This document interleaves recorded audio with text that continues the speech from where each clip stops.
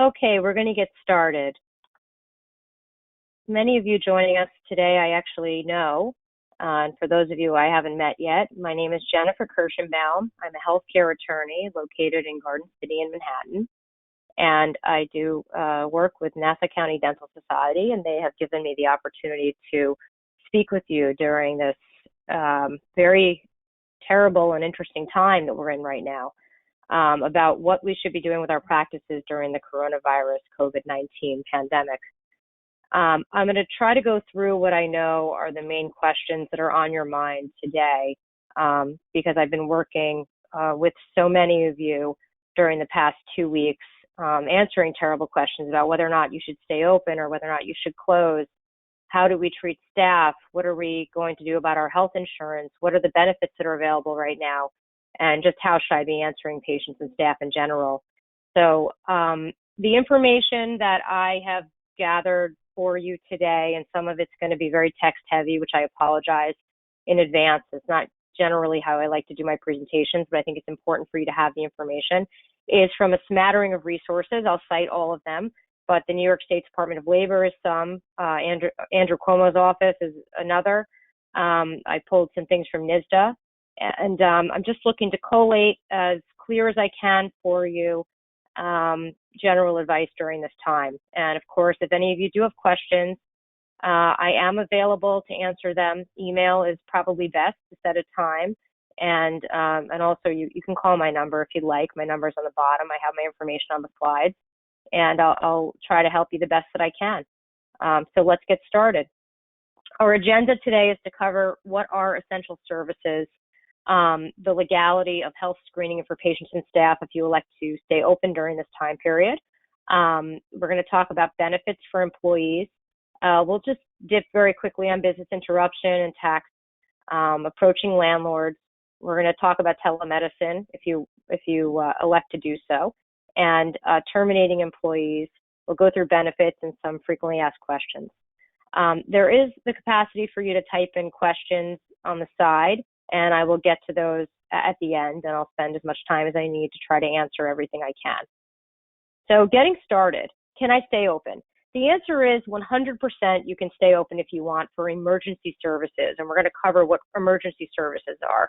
But this is straight from the language from the New York State Executive Order 202.6. It is essential healthcare operations, and doctor and emergency dental, walk-in care health facilities are the language that are included for both. So 100% you are essential as a dental provider, and your staff that you need on site to help you render services are also essential ancillarily by association with you.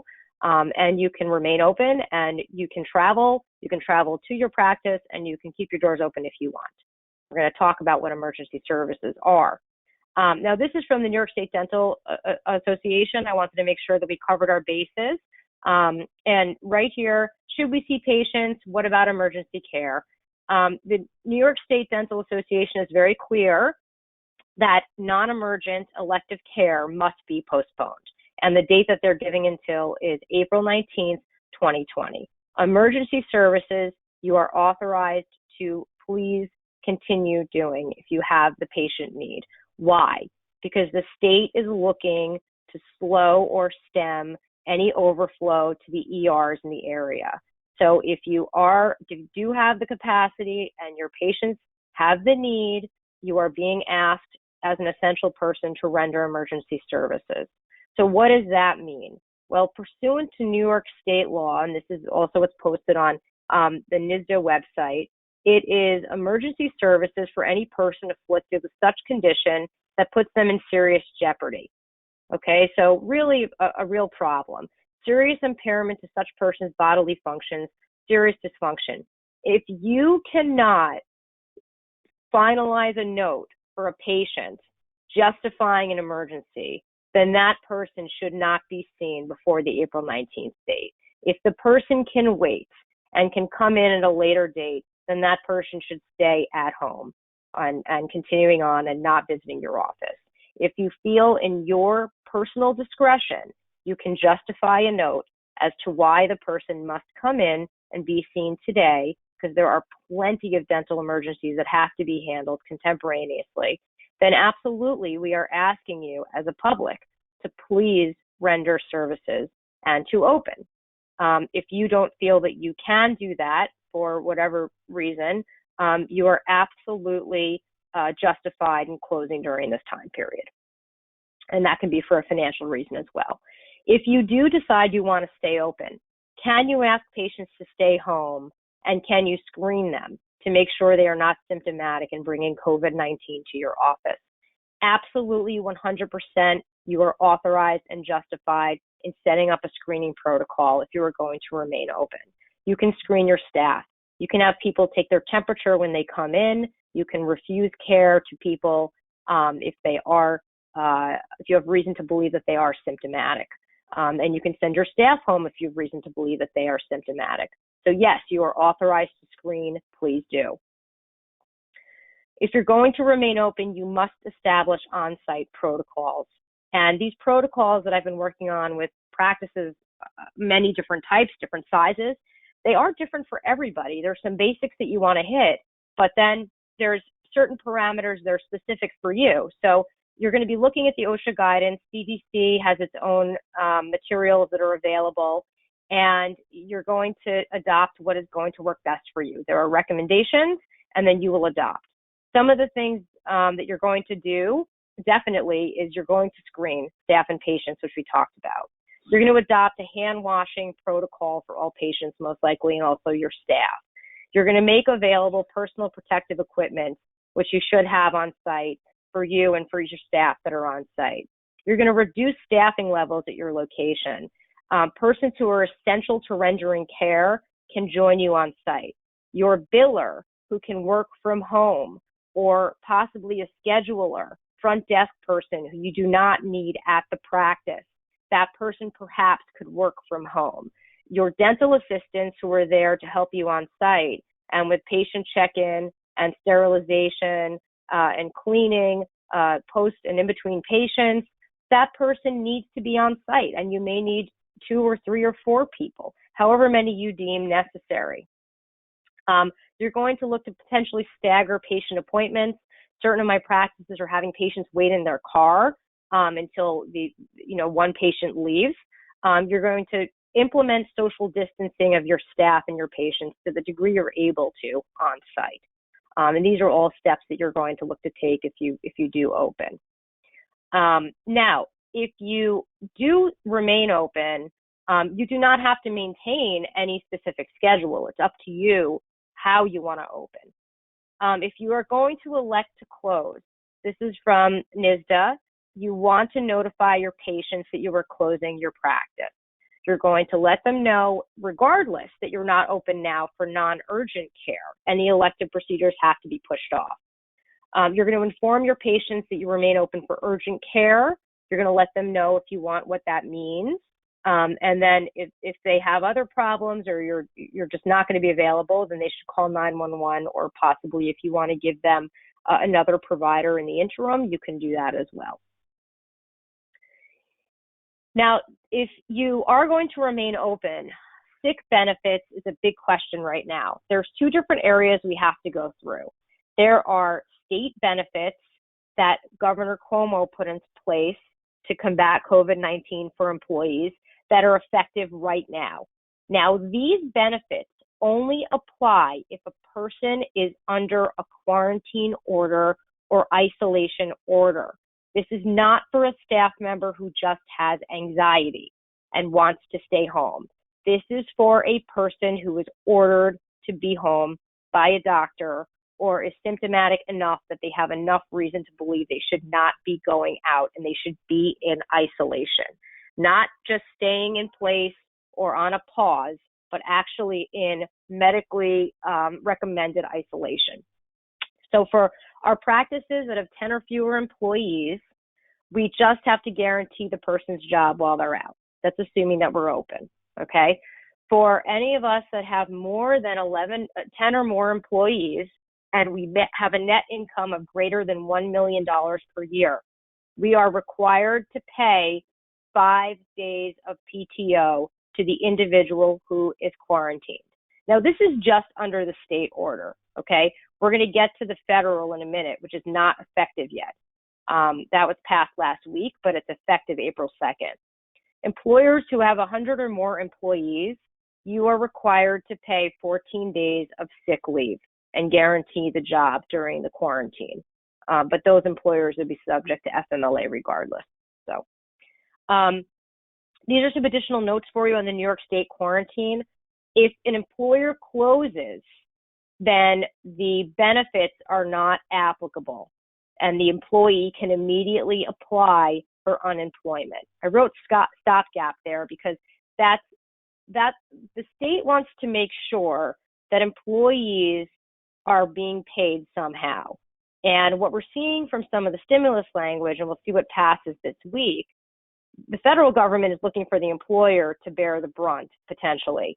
But right now, it's the unemployment system that is available for our employees if we are not operational or if they are terminated. And we're going to spend a bunch of time on termination because I know many of us have to close our doors, if not part of the time for the entirety of the time that we're on pause in New York State. So we will spend a lot of time on termination. New York State frequently asked questions, and this is from Governor Cuomo's office. If you work for an employer with 10 or fewer and your employer made less than $1 million, your job is going to be guaranteed. If you are a dental practice that makes more than $1 million in net income and you have more than 10 people, you're going to have to pay out this additional 5 days. And it's going to have to be more than what you were already offering in PTO. So it's in addition. It's just for this COVID-19. Now we're going to come to, well, we'll go through some more questions here. Can my employer require me to use existing sick leave? No. You are entitled, if you are under quarantine or isolation, to be paid 5 additional days. And that is under the New York State new law. Do you have to apply for COVID quarantine leave? Do not have to apply for paid sick days if your employer is required to offer them. So if you qualify, if you're over $1 million net income, you are going to be required to give your employees this benefit of the 5 days that you have to pay in addition. Now, this is the Families First Coronavirus Response Act. This is the federal stimulus that was passed last week. It's effective April 2nd. Covered employees include family and medical, all employers, private employers with fewer than 500 employees, unless you qualify for an exemption. And you would have to apply for an exemption, and then you would not have to abide by it. But right now, all dental practices are going to be included in this definition. So what does it allow for? And once it comes into play next week, and this is, going to be a little bit scarier because there's a lot of benefits that the employer is potentially responsible for. So this is also going to come into play when a lot of people are deciding whether or not to stay open and in what capacity to stay open and whether or not to terminate people now. This is going to apply for any employee who's under quarantine, any employee who is advised by a healthcare professional to go under quarantine or who actually has symptoms, or any employee who's caring for a child who's out of school or caring for someone else who's under quarantine, okay? So it's going to apply to a lot of people, and it's going to be possibly cyclical when your employees are actually available. Under the federal law, for all employers, starting April 2nd, you are required to pay 2 weeks of paid leave for your employees, and there are caps on the amount, so I'll get to that. You are required to pay 2 weeks at 2/3 of the employee's regular rate if it's not the employee, him or herself, who's sick. If the employee is staying home to take care of someone else, you have to pay 2 weeks at 2/3 of the employee's regular rate of salary. And I'm going to get to some caps on that in a minute. It gets a little confusing. The Act also provides that dental practices are required to provide employees benefits. They're supposed to pay an employee's salary 2/3 of their salary, or 2/3 of the minimum wage, whichever is greater, up to, and this is capped, $200 per day and $12,000 in the aggregate over a period of 12 weeks. So if the employee has to be out because he or she cannot find coverage for a child who is out of school, that person is allowed to stay home and you have to pay them. And you have to pay them 2/3 of their regular salary rate, but up to $200 per day, with a total potential benefit of $12,000 over a 12-week period. This is straight from the Department of Labor website. They have a very simple summary, or fairly simple, of a complicated law. And this is effective, again, April 2nd. If you have an employee who has to start staying out after April 2nd, you'll be required to pay up to $200 a day for their salary. This is going to be recovered in tax credits. So covered employers are going to qualify for a dollar-for-dollar reimbursement. When are you going to see this tax credit back? Best guess, maybe a year and a half. So this is money that employers are going to be required to pay out of pocket now, and it's going to be a crapshoot on when that's going to be recovered. It's not clear. You are required to post notice of this federal law, and the notice is not made up yet, but it will be by next week, and we'll send out a link on your practice wall where you would post things. Most of us have it in our kitchen, and that the employees can take this benefit. We cannot fire workers during this time if they have a reason to be home. Any of the reasons that we talked about under the Families First Coronavirus Response Act. That's going to be prohibitive, and you're going to be potentially subject to monetary damages there. I just want to touch on business interruption insurance for a minute. For those of us who have an impact on revenue, which is all of us on this call, we should be contacting our insurance brokers if we've not already. You may have already had a tough conversation that your business interruption insurance likely excludes coverage for a pandemic, which is what we are in right now. And so your broker may have discouraged you from pushing to put a claim in. I am encouraging you to please start the claim process for your business interruption insurance. We are going to be in litigation for years over whether or not insurance is responsible paying for this, and I'd like all of you to get in line to potentially recover when that is resolved. You've heard already, but tax payments are going to be pushed until July 15th. That does not mean we should not be in touch with our accountants, because we want to make sure that all filings are made in a timely manner on your behalf, even though the tax pay date is going to be pushed.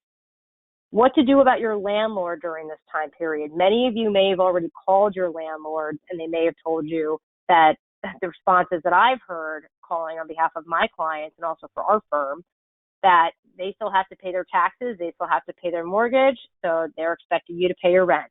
Most of you have provisions in your leases that are a force majeure provision, and when you look at it and find it, you may get excited and think, I know what that means.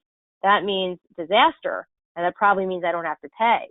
When you read it a little closer, you're going to see that it is applicable to disasters, but in most situations, the leases cover that the tenant is responsible for paying even during a time of disaster. So we're still going to be looking to see what the stimulus is going to have, if anything, for tenants. So I would just hold off on panic on the rent for the moment. The good news is there is a moratorium right now on evictions, so we do have a little bit of time. If you want to pay April now and get it out of the way, and you have the funds, no reason not to do so. You're probably going to be held responsible, but there is potential that the stimulus will have cash coverage for future months of payment if our revenues are not allowing money to be available for rent payment. So you do have a little bit of time there. For those of you who are interested in doing telemedicine during this time, there are a lot of platforms that are available. Enforcement of HIPAA has been relaxed. You can see patients by telemedicine. Just check with your malpractice carrier, who should be available and accessible by email and phone. Email probably would be easier. Just make sure that you'll be covered under your current policy, that if you do any visits and give any advice by phone or by video. You're going to update and make sure that you're getting proper consent from the patients, that they will see you by a telehealth visit. We may want to put language in there that the efficacy of a telemedicine visit will not be the same as a face-to-face. And of course, you're not guaranteeing any results. And if there's an emergency, they need to either visit another dentist who's recommended or go to potentially the emergency room, which of course we'd rather keep them away from. So that's what we're looking to avoid. Be careful when you pick a platform. Let's make sure that they are HIPAA compliant. I tried to make a little lawyer joke here, but the best way to tell if they're HIPAA compliant is if the acronym is spelled correctly. It's not HIPPA, it's HIPAA. So that's a good first starting point. For basic visits, there's some coding that is applicable, and I'm not sure if these are going to completely apply, but I'll send out the links for this presentation so you can have all the slides and go through everything after. But we'll double check on the dental codes. I want to make sure that everything is correct. For terminating employees, and I know this is why many of you are unfortunately tuned in for this conversation today. We're going to get to FAQs at the end that I think will also be helpful. I hate the word furlough. It's used mostly in the government context. Many people are using it now. It basically means that you are terminating an employee with the almost guarantee that they will be hired back. Given the landscape, and we're not sure if this is going to be 3-week peak or longer, and then how long is it going to be till we add in elective services? If it's going to be 5 weeks, it's going to be 8 weeks. Depending on the conversation that I'm in, I get a lot of different answers, and a lot can change in that time period. So I prefer to see employees not classified as furloughed. If we are closing down our operations, it is safer to classify status as terminated. So whether you want to use layoff or terminate, either of those, that is much safer to do. Just because you terminate someone now does not mean that you cannot hire them later. Later can be next week. Later can be on Thursday in an hourly capacity. You may just be terminating them as a salaried manager, and you may be looking to hire them back in an hourly capacity later in the week to do certain things for you here and there. And that's completely fine. But you may have certain responsibilities to the employee based on your current employment role that they have with you that you cannot sustain from the loss of revenue that you're likely going to face in the next couple of months. So the safest bet is to terminate now, rehire later, and we're going to go through what the benefits mean for that. So any terminated employee may potentially be eligible. Eligibility is based on how long they worked for you and a few other things, but they're most likely eligible for unemployment insurance. And you're going to direct them to the unemployment insurance website at the time of their termination, which I believe I have further down. Now, on terminating an employee, you are required to pay out any government sick leave and other time that may have accrued pursuant to your policy. So if your policy is that you pay out vacation time, this is a termination. So you will be required to pay that time out. If you do not pay that time out and the person is rehired, what's going to happen? Well, if the person is going to use their vacation later this year over Christmas and they're going to the Bahamas and everything's back to normal, then they're clearly I don't know about clearly, but they're not going to have a claim to the Department of Labor that you failed to properly pay out now because you're promising them an annual benefit. So the answer is employees that are difficult are potentially going to be difficult during this time period right now, even though we're in a national crisis. And employees that are human and understanding are going to work with you. And that's what I'm seeing across the board with all of my practices that have already taken certain action for staffing levels right now. People are going to act as people act. For health insurance, and this is the big one, you have to go to your insurance broker and find out whether or not they recommend a continuation of your current benefits during this time period, whether it's for terminated employees or not, or if COBRA, when it would have to kick in. Because the COBRA obligation is going to be on the employee to pay out. Now, that does not mean that you cannot pay a portion of the employee's COBRA. If you want to terminate now because you do not know when you're going to be bringing employees back, which is my recommendation, you would be notifying the broker. The current month that you're in, the insurance would be carried on for, and then the next month COBRA would be triggered. There is nothing stopping you if you want to pay that COBRA benefit.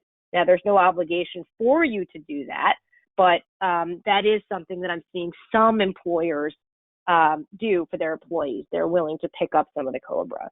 Now, I did receive a question earlier posted as we were getting started from one of our dentists. What if my spouse is on salary as one of my dental assistants and she has insurance? She's going to be treated just like everybody else. And you should be aware of that as well now. We don't want to treat people disparately. So if you have 8 employees and you also carry insurance for everybody and one of your employees is your wife, if you are going to continue insurance for your wife, we need to be mindful that everyone is in the same class. So if everyone's going to be terminated and taken off of payroll and you're only going to be continuing insurance for 1 or 2 people select, that's where you may end up in trouble later on being 3 or 4 or 5 months from now if we have any disgruntled employees. So we want to try to treat everyone the same across the board. We want to try to document to the extent that we can the steps that we do take now if we are to terminate or if we are going to extend benefits, and we make it uniform across the board. We treat employees the same if we can. You are not required to pay any severance to any employees terminated at this time. It's your choice. This is a very basic employment termination letter that I'm posting for you. Again, I'll make these slides available. Usually the practice is going to have an intro that is heartfelt. Many of us have staff that have been with us for years, if not decades, and their family, and you want it to sound personal about your how disappointed you are and how upset you are and how horrible the time period is. All of that can be in here. The main points that have to be hit from my perspective after you put your personal touch in it is that they're right now at this time the employment is terminated. You can tell them that they may be eligible for unemployment benefits during this time. You're not going to guarantee anything because they have to qualify. They'll go on the website and do that themselves. And you're telling them where to go. And then just a simple closure. So this is my recommendation if you are looking to terminate. And then in addition to that, this is straight from the New York State Labor Department unemployment page. And this is the information that comes up when you get to that page, that the federal government is giving extended unemployment benefits. They're waiving the 7-day waiting period for unemployment, so benefits will start immediately. We'll go through some questions on unemployment benefits. People keep asking, what if I do fire everybody right now and I tell them to get on unemployment benefits, but then I want to hire them for a couple of hours a week. I need them to help me follow up with my claims that are currently in process, or I need them to call the patients, or I want to schedule for Monday of next week, and maybe even Thursday I'll open up. Can I hire of my 8 staff members, can I have 4 of them maybe come in on Monday, 3 of them come in on Thursday, and have the biller working, and how do I pay them? Well, if you need to reduce your payroll, which many of us do, and are taking those steps, you can fire everybody right now. And then you can tell your staff to wait by the phone. I'm going to need you on an hourly basis, and this is the terms that I can offer you right now. And you would work that out with them now, what that's going to look like for the hourly rate. They can still file immediately for unemployment right now. And when they report to unemployment at the end of the week, this is how much I made for this week, then they will be entitled to a partial benefit. So I think that should cover that area of questioning, I hope. There are frequently asked questions on the unemployment website. It's at this link, labor.ny.gov. I'm not going to read the whole thing, but it's down there if you go to the page, and they have a lot of questions on there. There are Q&As that are helpful. So I'm going to spend time answering questions now. And these are the questions that I have seen most frequently And then after I'm done with the preset list of questions that I have, I'm going to go to the questions that are posted by everyone viewing. Do I have to fire everyone now? Can I just reduce hours and pay? The answer is you do not have to do anything. You can continue to operate and you can maintain your payroll, and you just can't perform elective procedures. You have to only do emergency. So the issue is going to be that come next week on April 2nd, if you are operating, there will be potentially more obligations on you as the employer if you maintain status quo, because employees who are still in line with you, it's likely from the science that we're seeing that this is going to circle through, and you may have people going out on leave. So there will be more obligations on the employer starting on April 2nd. You don't have to fire anyone right now. You can fire, and if you do, unemployment benefits are available. Certain of your employees may be entitled to go out on New York State paid family leave right now, which is not for a sick person. I just want to be really clear. New York State paid family leave is paid family leave for when you personally are taking care of somebody else. And then the state will provide you benefit, which is why a mother or father can go out on paternity or maternity leave. They are home taking care of the child, who is the person that they are home taking care of. And then the state, similar to disability or unemployment, will pay out of its fund for their salary during that time period that they are on leave.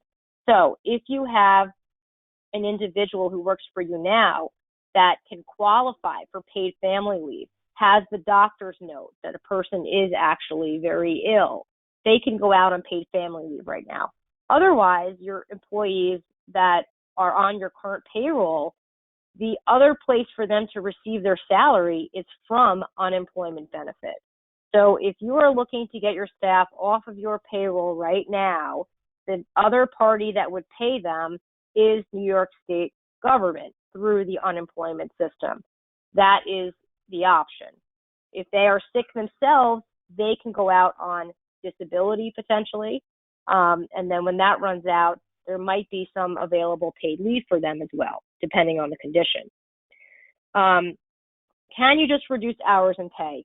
You could potentially reduce hours and pay and not terminate. However, you should know that reducing hours, reducing pay is the same thing as terminating in many circumstances. It's called a constructive termination. So if you're going to do that and just reduce, the employee really has to mutually agree to the change. So if you're going to do that and you've known your staff, they've been with you forever, they're family, and they would rather do that, you may be doing them a disservice by denying them the ability to file for unemployment, or they could file for partial unemployment potentially, or they may wish to do that and maintain full health benefit if you can work that out with your broker, and they might prefer the reduced hours, reduced pay.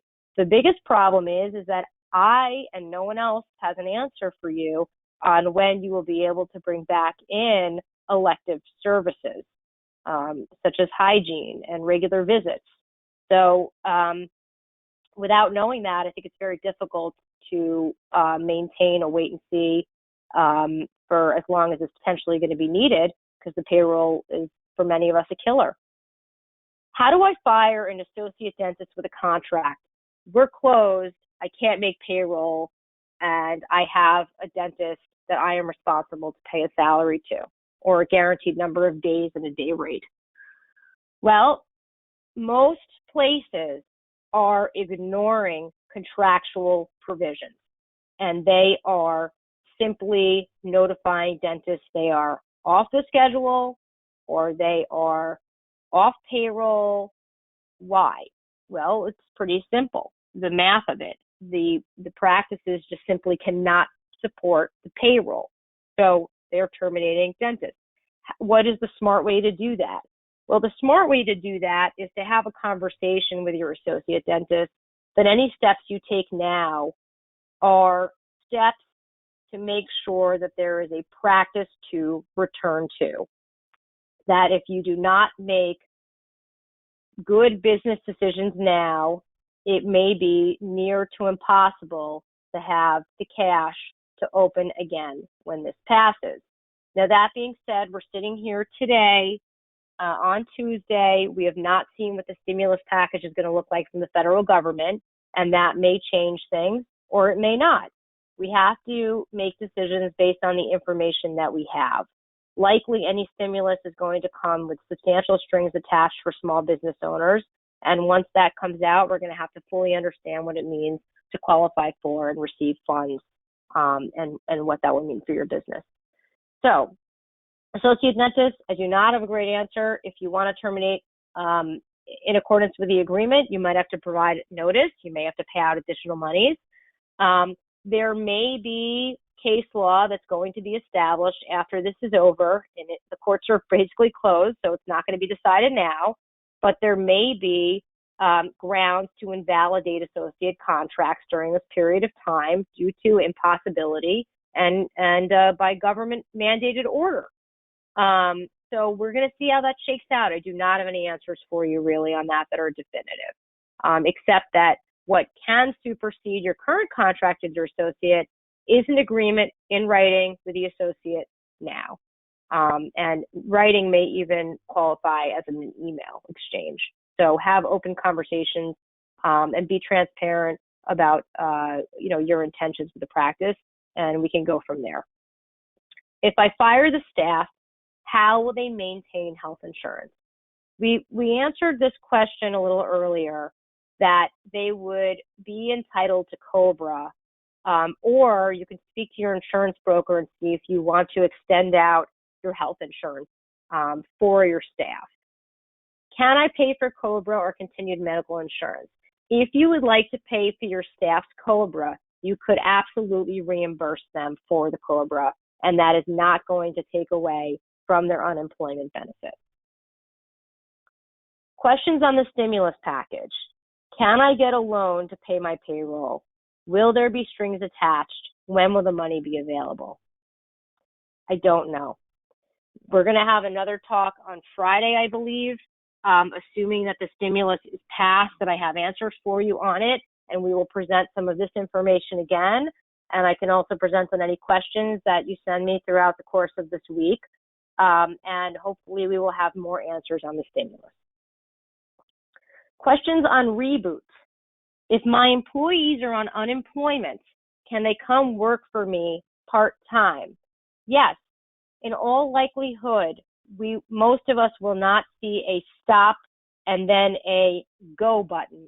We're going to likely see a faucet, and it's going to be turned on a little bit at a time. So if everyone is terminated as of today, everyone is terminated as of tomorrow, I don't recommend using the word furlough, but you will likely call on most, if not all, of your current staff members to return.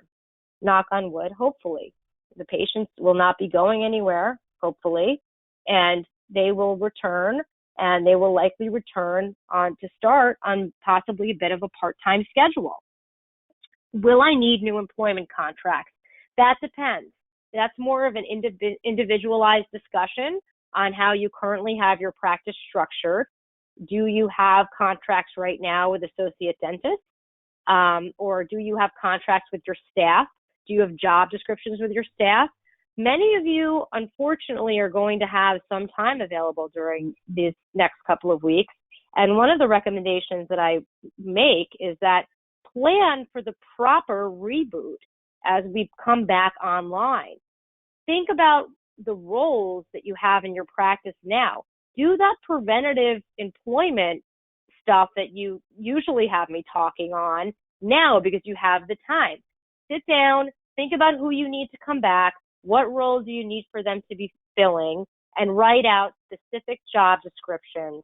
So that way when we rehire and reopen, we could possibly be even better organized than when we've had to shut down. Will I be in trouble later for not doing everything right now? The answer is yes. Some of us will be in trouble for not doing everything right.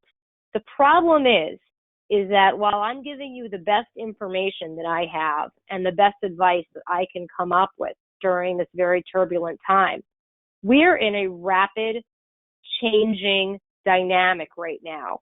And there will be answers that will change. And because of the fluidity, what you do today is right may not be right tomorrow. So all I can do is advise for you to document clearly, be transparent, try to make good decisions and good choices now. And if you document, I will be able to defend on the back end. Some of us just employ people that are a bit of troublemakers, and they may look to make some sort of claim after the fact for lost wages or with the Department of Labor. And there's just absolutely no guarantees, and there's no way to prevent that in every scenario. We can just do our best by documenting the steps that we're taking now. On that note, on the documentation, again, I am here as a resource. I'm happy to help with the strategy and planning and execution of any of the plans that are needed in the next couple of weeks. I have a contract. This is for associates, and it was not terminated properly, but I am not working. Now what? So this was received from an associate dentist, and I know that we have some that are on this call, and I'm sorry that most of this is for your employers, but yes, you have a contract. It may have called for 30 or 60 days notice, and now you can't work, and it was not properly terminated.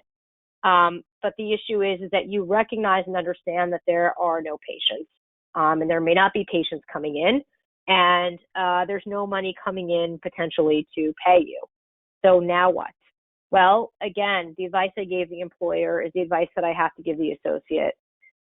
You could ignore it and wait till later and raise it and cause a problem, or you could speak with the employer now and find out if you want to agree to possibly an email exchange or an understanding.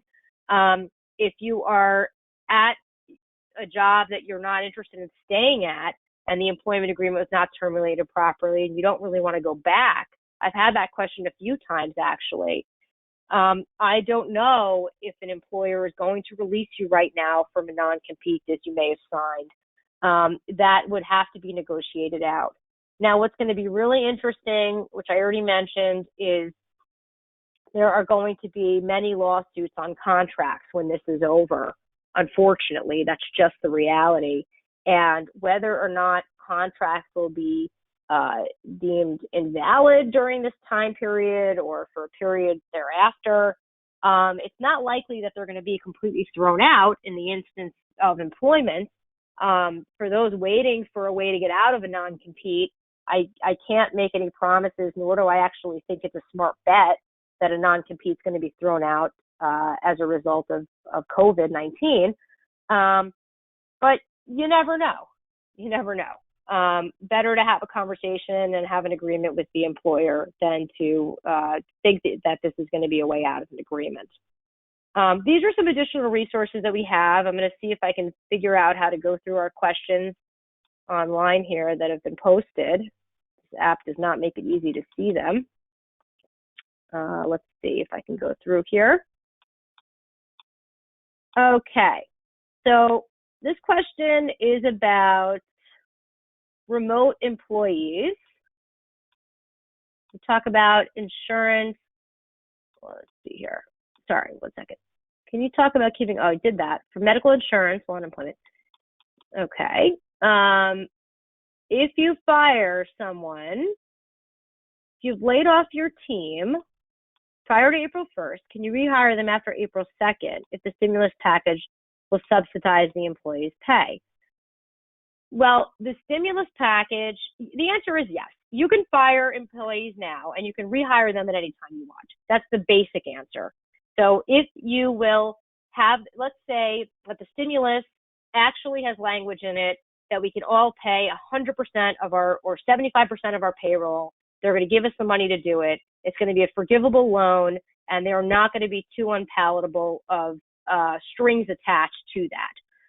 And that's how the government prefers for our people to be paid as opposed to the unemployment system. If that's going to be the case, then many of us will keep our staff And also, it's a smart move from a public health standpoint, because many of you will be more inclined to start scheduling services at some point sooner rather than later, because you're going to have your staffing available. You're already going to be set up. The payroll is going to be there, and they're going to be getting paid. So we'll see. We'll see what our elected officials can come up with. So if we are not mandated to close, does that impact our ability to collect unemployment insurance? No, because you as the employer, you are going to be closing operations. You will be out of work, and you can file a claim for uninsurance. HIPAA issues with staff working at home.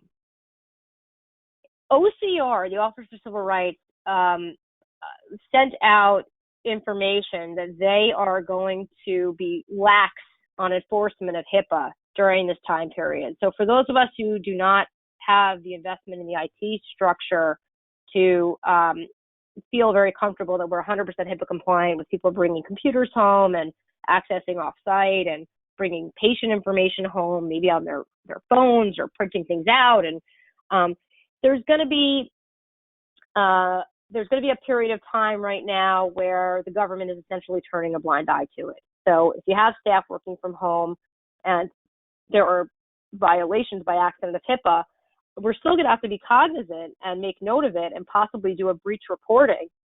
If there is actually, in fact, a breach, we'd have to look at it. So just be aware of that. If you have a biller lose a laptop during this time period, or you know that your system gets hacked, we still have to address that. We cannot turn a blind eye. However, what the relaxation of HIPAA means to me is you can use FaceTime to talk to patients. You can have patient information on your phone and not be too concerned about that your kids are using apps on your phone. It means you could turn a little bit more of a blind eye to some of the protections that we have in place, mainly with vendors is how I view it. So remote staff have an easier time accessing information, and your selection and opportunity for telemedicine is relaxed. What is the definition of an employee? An employee is someone who's a W-2 with your company, with your practice. That's the most basic definition. What if what if one of my staff's family members has coronavirus? How do I know if my staff is infected or a carrier? This is the scary thing, everyone. You know, you're medical people more than me, but I've read a lot on this topic already, of course, and you can require taking temperature of individuals. You can ask questions on whether or not they have a cough. You can ask if they've been sick, if they feel flu-y. But the temperature is really the gauge that most are going by. They're asking staff and patients to take their temperature. The temperature is normal. They'll ask further questions on whether or not they are potentially symptomatic and carrying COVID. If you have a staff member that has been exposed and potentially asymptomatic, that person can still, from what I understand, be a carrier and spread the COVID-19 to other members of your staff. So they could be a carrier. So the answer is there's no easy way. Can you make that person stay home and care for their loved one? Well, now under New York State paid family leave, they would qualify for benefit to stay home. So you can have them go out on benefit now and advise them that you don't want them to come in. I'm happy to talk more offline on that one if you'd like. PTO is paid time off, and that's what's required by the government now. You have to give paid time off. Someone working 1 day a year, I don't know what that question is. Yes, I'll make the PowerPoint available. How does this apply if you already closed the office and employees are on unemployment? Well, you've already terminated everyone. They're on unemployment. So I guess this is just an update on how to do that, which sounds like you've already done. And then hopefully some more additional beneficial information for you.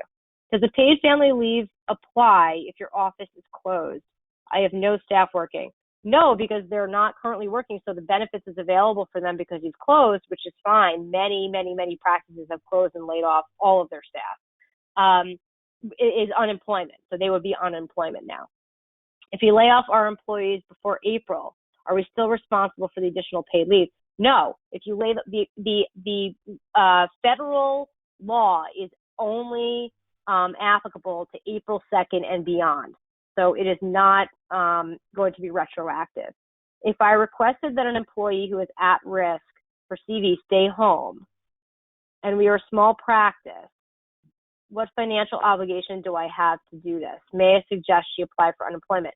Yes, you could suggest she apply for unemployment. If someone at her home is at risk and she needs to be home to care for them, possibly she would qualify for New York State paid family leave. Otherwise, it's going to be unemployment. Are even part-time employees covered under the federal and New York State laws? Yes, they are covered under New York State and federal, and they get the equivalent of what they would be entitled to based on how much they are working. Are people in good health still covered?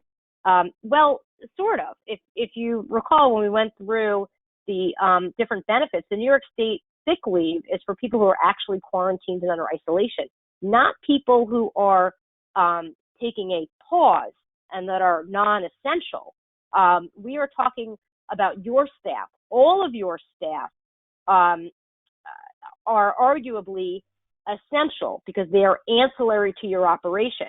Whether or not they have to come in is a different story. A biller may be essential for you, but can work from home. Good news on the billing, by the way. I've spoken with several insurance companies, and they are all paying claims without issue. So we should not have any issue with claims during this time period any more than other times. Do you have to furlough all employees, or can you pick and choose? You can pick and choose if you're going to furlough, which is the word we're using on guaranteeing that we'll be hiring them back at some point. You can pick and choose if you want a termination or quote unquote furlough. If employees are furloughed, can they still be covered by employee paid health insurance?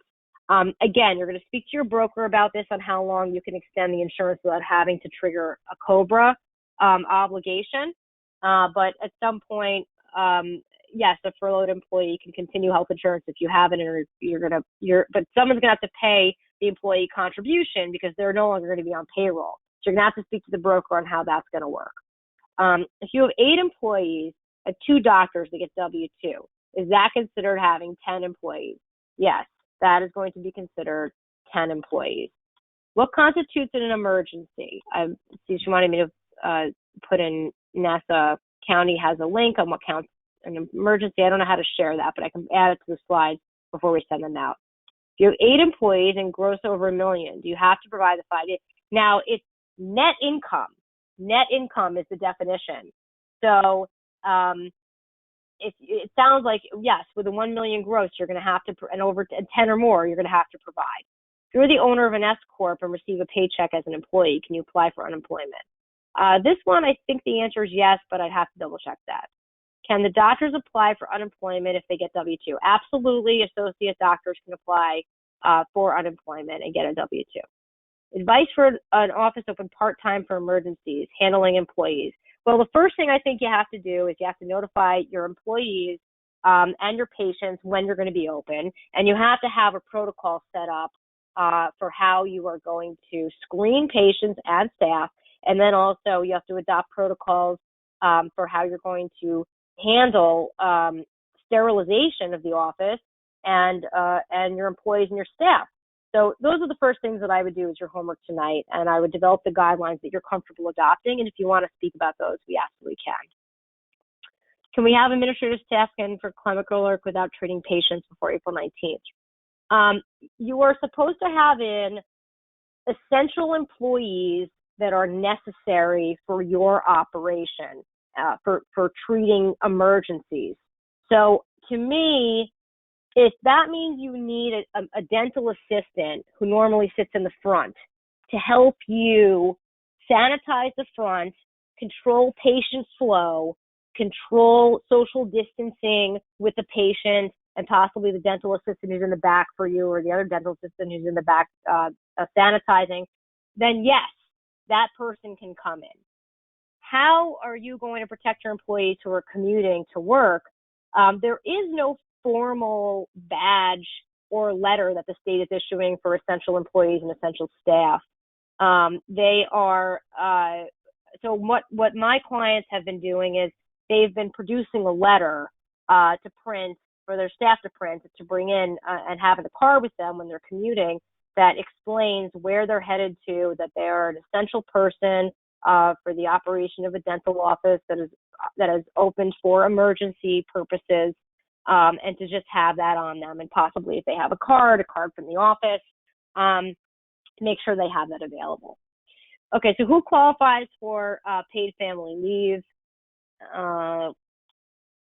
Who qualifies for paid family leave through my disability insurance? No, paid family leave is different than the disability. Disability is for you personally, and New York State paid family leave is for you to care for someone else. Family leave benefits for children at home. No, that's only under the federal. That's coming into play April 2nd. And if you were home because you have to watch a child who was home, you can get a maximum benefit of up to $200 a day if you're employed at the time and you are seeking leave. So the practice would have to be open with employment status. Must we inform part-time employees to apply for unemployment? If you are terminating them, they would get the same language that the full-time employees are getting, and you would direct them to the site, and if they have benefits available, they can certainly apply. I don't know that question. I don't understand the question. Do we have to give termination letter by mail, or can we talk verbally or text? Many of my practices are calling if it's a small office, and then following up with a letter. The letter is, it can be by email. Now, if you have a contract with someone and notice is specified as by mail or by FedEx or by hand delivery, then the letter should be sent in accordance with the contract. If you're terminating in accordance with the contract, the likely you will not be. So it can be just more of an email is going to be fine in most instances, especially if the employee is at will. And just be careful with the verbiage. If you need assistance with that, of course, I'm happy to help. Is paid family leave covered by my disability policy? Do I have to pay? No, the state, the paid family, New York State paid family leave and New York State disability are funds that we all pay into through our regular payroll contribution as W-2s. And that money is there for us to be paid out as benefits, same as the unemployment, even though the employers are going to be possibly hit with crazy premiums next year with the unemployment that's going on right now. Those are funds that are available to be paid out like insurance. It's not going to be coming out of the employee's pocket. But again, the employers are going to see, of course, on the unemployment premium, that's going to go up. What is the minimum number of hours a part-time employee must work to be eligible to collect unemployment? The minimum, I do not know. It's a ratio based on salary, and it's a complicated scale, so I can't answer that one. Can a staff member collect both paid family leave and unemployment at the same time? No, they're going to be paid by one. It's not going to be both. If you own the building where your practice is located in, is there any discussion on a local level of the property tax burden due date? So the property tax due date is likely going to be pushed off. And what's going to happen on who's responsible in that vertical between owner, landlord, tenant, subtenant, we're going to see if there's any more clarification in the stimulus on that. But right now there's been no additional clarification given for real property.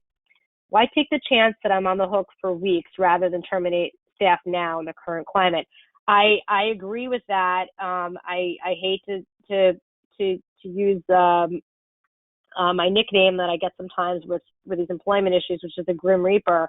I have to agree with that. I think that if that the need is not going to be there for 3 to 5 weeks, or perhaps you'll open 1 or 2 days and then maybe ramp up to 2 to 3, before you hit 5 days in a couple of weeks, hopefully, fingers crossed. I think that you put everyone on, you get them applying for unemployment this week, and then you hire them back as need be. And that's the best advice I could give. I was under the impression that paid family leave is something that they have been paying into. That's correct.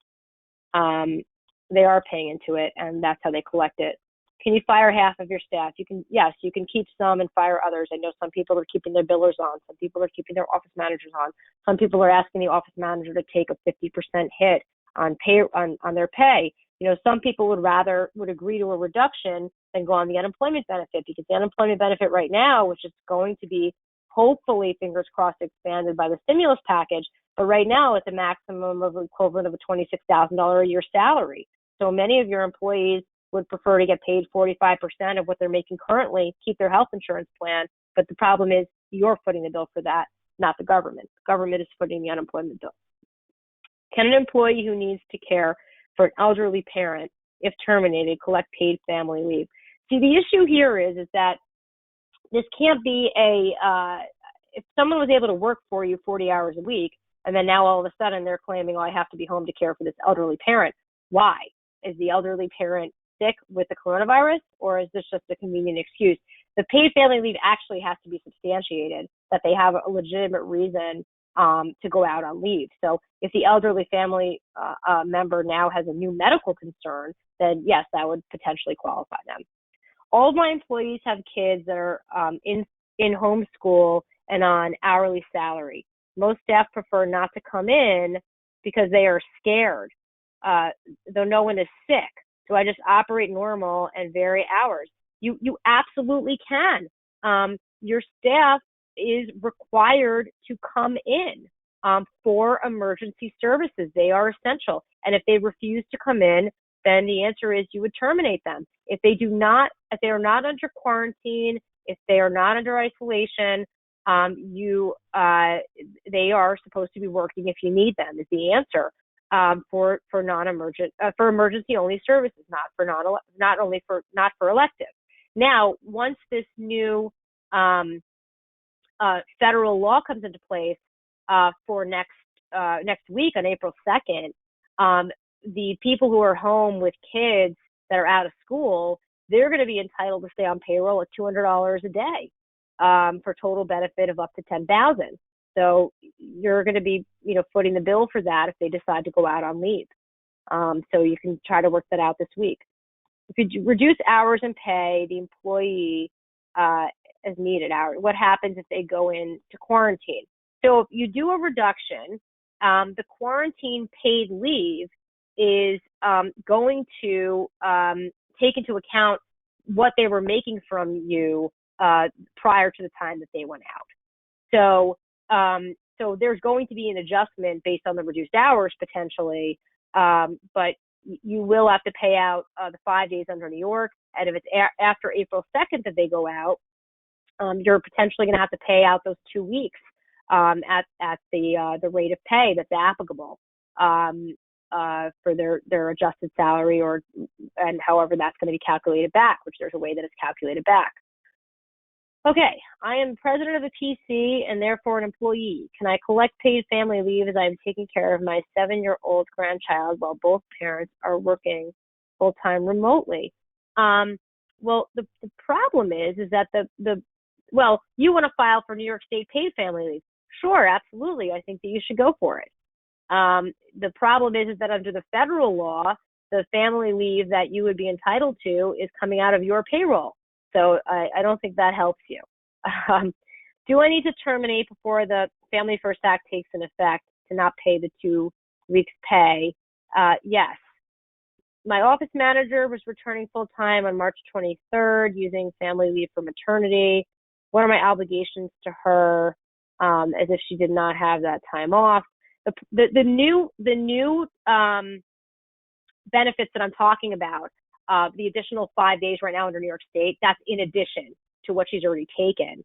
And then I'm not, I'm just your employment attorney. I'm not the HR person. So I do not know what her ability will be to potentially qualify for additional paid family leave if she has anyone in her family that she would have to be home for.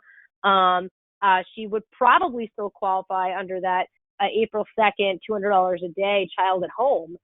Again, she would potentially qualify for. That would be on your payroll, not New York State's. So it's interesting how that would potentially shake out. I have a new long-term dental assistant who would work for me on hourly and 1099 base because she kept thinking she can work for a few months at a time. She is on a wait list for hygiene school for the fall. What's my obligation? She requested 1099 because she works for restaurants that gives out 1099 this whole time she works for me. I'm not really understanding this question. I think you're asking me if she gets any benefits. She's a 1099 independent contractor. Whether she was classified correctly is a different question for a different webinar, but the answer is no, she would not be entitled to these employee benefits.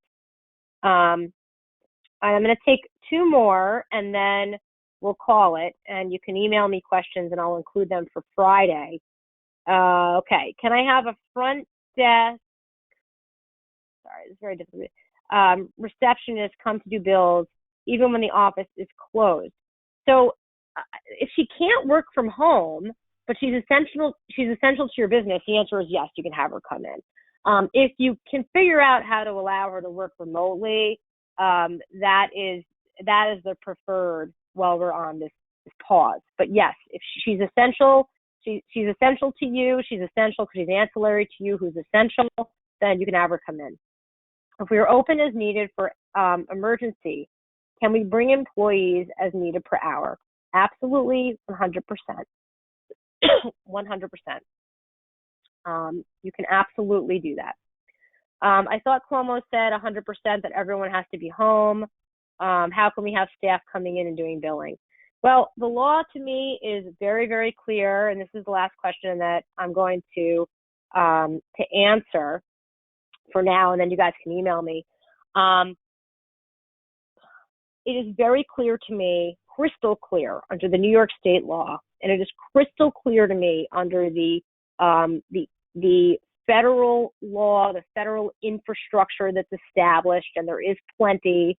There's a beautiful chart on the secret government agency website that now we know about because of this pandemic, that we are one of the key parts of the societal fabric. We are absolutely 100% essential to the public health of this country. By some of you, and I'm not trying to pressure all of you, but by some of you electing to take emergency procedures, you will absolutely stem the flow of potential traffic at an ER, and you will be making a difference to flatten the curve for us as a society. So that doesn't mean that any of you should be in harm's way. It doesn't mean that you should be having patients come in that are potentially carriers or symptomatic of this, but you should know that you are 100% classified as essential, and whatever support that you need to get your work done is also classified as essential pursuant to the government. If they can work from home and you can still function, then that is the preferred way for you to be operating. Please do not get caught doing elective services now, non-emergencies. There will be ramifications for professionals that are doing that right now. Wait it out. If you have to close and reduce your payroll, do it. I know many office managers are probably on here right now and they don't want to hear me say that because they do not want to fire anyone. This is a national emergency. There is no way that most practices can maintain and sustain a full payroll for the entirety of this time unless there is substantial help under a stimulus package, and we'll see what that brings. So I want to thank everyone for joining. I do want to say that we do all run businesses. So if any of you need me to put the stuff together, there will potentially be consult charges if we're doing planning and strategy and letters and things like that. We are going to try to be very, very careful with our time. We have our own payroll to run as well, as I'm sure you can imagine. But I am available, And if you send me questions that are quick and you want me to just use it for the webinar because you're not looking to pay legal fees during this time period, I completely understand, and I will collate the questions and I will do my best to answer them on our webinar on Friday. So thank you again. I hope you all stay well and be well, and thank you all for your service if you are servicing during this time period.